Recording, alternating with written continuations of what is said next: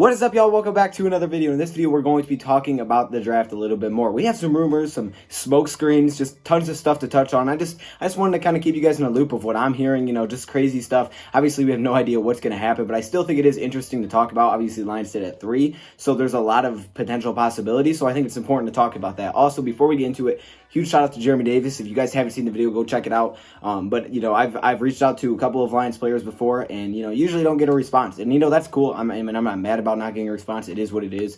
I have to understand they have their lives. They do them. Okay, you do you. I'm still watching you on TV. It's all good.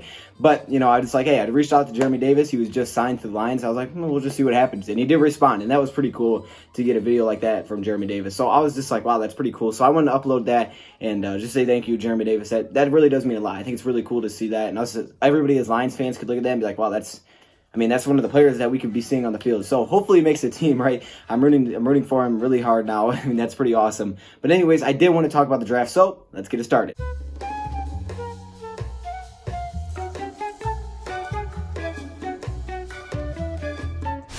Lot of rumors and smoke screens and things just going around. Some things can be true, some things may not be true. We really don't know what is true and what's not.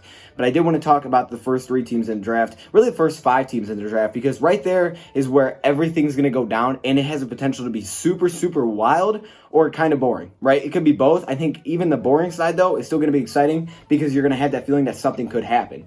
The first 5 teams in this draft are really, actually, I'd say the first 6 teams now in this draft are going to start it. I mean, the thought before was the Lions are going to begin the draft because Chase Young, and you're going to get Joe Burrow 1 and 2, so Lions are going to start the draft with whatever they do. Honestly, I think it starts at number 1 like it should now. I think it's going to start at number 1, even now that we're seeing these Bengals rumors. It's kind of crazy. Again, they're rumors, they're smoke screens. Not everything is true. If you're a fan of the Bengals, if you're a fan of the Redskins, if you're a fan of the Lions, Chargers, Dolphins, whatever it may be, and you're watching this video and you're like, no, that's not what my team's going to do. I get it. We don't know what's going to happen. I understand. You know what? You probably know your team a lot better than I do. I'm just going off what I've heard from, articles, from rumors, smoke screens, whatever they may be, and I'm just giving it to you guys so you guys can just know what I've heard, okay? I'm not really, saying something will happen because I don't know what's going to happen, but I do like keeping in the loop. Obviously, the draft is coming up very, very soon. I'm super excited for it. So I just like to talk about it, so that's what we're going to be doing today. We're going to be starting off at the very top, and that is the Cincinnati Bengals. Now, the Bengals set at 1, and I think this was the most likely pick, and I still would give this a 99% chance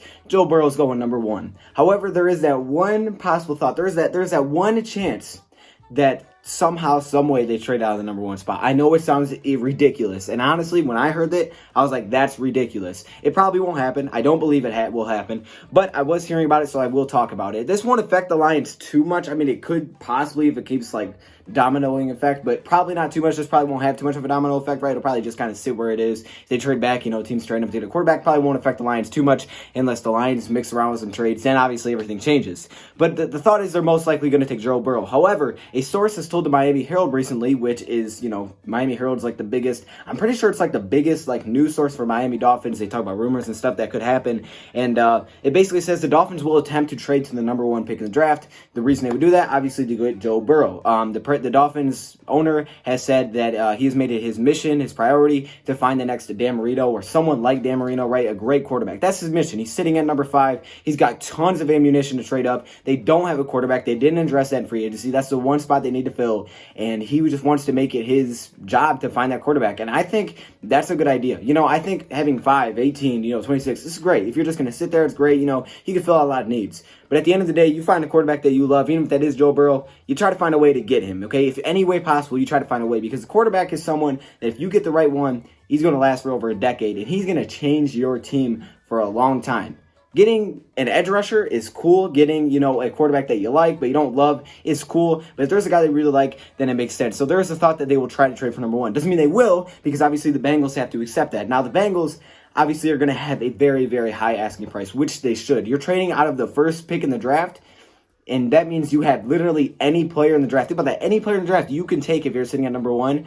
You should be able to ask for tons. And with the Dolphins having all of those picks, it almost gives the Bengals more of a reason to say, okay, what are you willing to give us? The thought by Peter King was that they would give up 4 first-round picks. 2 this year, I believe it was 2 next year, or the 1 next year and the year after that. Crazy amount of first-round picks. They have 3 this year, so I could see them possibly having to give up 5, 18, 26, and next year's first to move up to 1. I could see that happening, but again, I think that's actually worth it if you're finding your guy. They still have 2 second-round picks, so they can make it happen. And now, why is this even a rumor, right? Because this isn't really much of a rumor if I haven't heard anything from the Bengals side. However, I've heard a very little bit. Not saying it's true. I've just heard it. Could be a smokescreen, could be a lie. I don't know. But it says that the Bengals are rumored to be true believers in a guy like Justin Herbert. Okay, now this changes things. Justin Herbert at the number 1 pick would not be a smart decision. I understand, I always say, hey, it's not a reach if you really like the guy. But I just feel like Justin Herbert, there's no way you're going to lose him if you trade back to 5. I just don't see Justin Herbert going away. Now, if the Chargers want Justin Herbert, now this makes this fun, right? So let's just say, for example, the Bengals sitting there, this is very unlikely. The Bengals sitting there at 1, they're saying, okay, we want Justin Herbert. Dolphins, you got to give us a ton. The Dolphins give them a ton. They give them just crazy amount of picks. And they're like, yeah, all right, we'll move back to 5. Dolphins move up. They select Joe Burrow. Then at number 5, you're sitting there with the Bengals, right? The Bengals, they have tons of picks now, and they want Justin Herbert.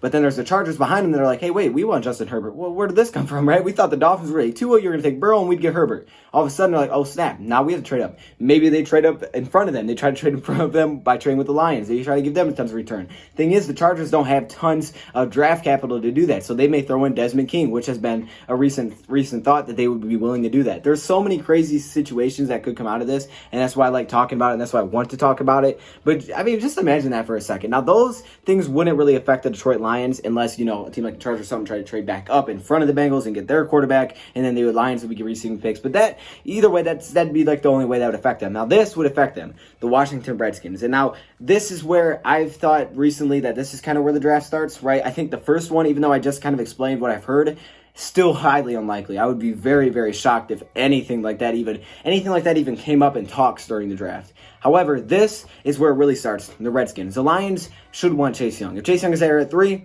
Bob Quinn should run up to the podium, tell Goodell that, hey, this is who we're taking. There should be no, hey, they got 10 minutes and we're sitting there waiting. It should be, okay, Lions on the clock, Lions pick is in. It should be just like that if he's available, right? That's how it should be. They should already have it locked in. Young's there, we're taking Young. So that's like the thought, right? But the problem is here, obviously, the team at number 2, the Redskins, who have been rumored to take him for a very long time. Even though it's not their biggest need, he's Chase Young. And I think most people in this draft, excluding quarterbacks, believe he is the most talented player in this draft. So the thought is, sometimes you just can't pass on talent. May not need him, but sometimes you just can't pass because it's a guy like that, you just got to take him. I mean, he is graded out incredibly well. Some people believe he's the best rusher since Von Miller. I mean, it's incredible how highly he is looked at. So obviously, if they take Chase Young, it means the Lions won't get him, and then we're talking about trade backs, possibly Isaiah Simmons, possibly Jeffrey Okudah. But what if they don't take Chase Young? Now, how would they not take Chase Young? Well, here's what I've heard from Ron Rivera recently. Here's a quote by Ron Rivera. If you're going to trade back, that guy that you're trading back to get has to be good enough that you can validate that it was the right decision to miss on a guy that you could have took higher. I kind of paraphrase that as a weird way to say it. But basically saying, hey, if you're trading back, you got to make sure that that guy you're going to get when you trade back is good enough for you to say, okay, we acquire picks and this guy is good enough to make up for the missed opportunity we had from taking the guy at number 2. And I'm assuming he's talking about Chase Young.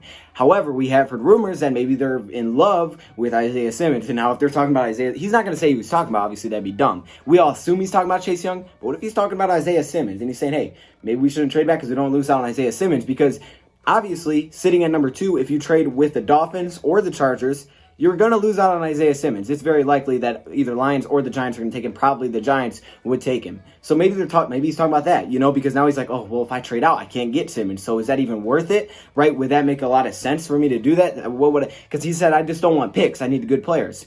That makes a lot of sense, right? Now, even though Isaiah Simmons probably would help maybe more needs, it's still one of those places where if you trade back past 4, you're probably not going to get him. So that changes a lot of things. Obviously, they could just take Chase Young and Burrow could go 1 and this will keep normal as usual. But I just think there's a lot that goes into this, and I just kind of wanted to talk about it, like all these possible situations. So I think it's just kind of crazy to think. I really do think it starts at number 1 this year. I would say I'm 99.9 8% sure that at number 1 we're going to get Joe Burrow. But after that, I think the Redskins are going to kick this thing off. And if the Redskins are really in love with Isaiah Simmons, if they want Chase Young, if they take Chase Young, I don't think much things are going to change. But they have a lot of options. They could go Simmons. If they're really in love with Simmons, they'll take him. They could try to trade back with a team that needs a quarterback, right? If they do that, then obviously the team trading up to get a quarterback will allow Chase Young to fall to 3. There's a lot of options. Now we know Chase Young is from the Washington area, so it'd be like, a homecoming for him, and it just seems all perfect and great. But again, it's not a big need. But if they're really in love with Isaiah Simmons, that may not even be who he's referring to. So I don't know what's going to happen, okay? I just wanted to bring up some rumors here. What do you guys think? Okay, I think the dream scenario is still Chase Young falling to 3. If he doesn't, and oh no, like Joe Burrow goes 1, Chase Young goes 2, we could still take Simmons at 3. We could trade back and take Okudah. I think those would still be some fine options.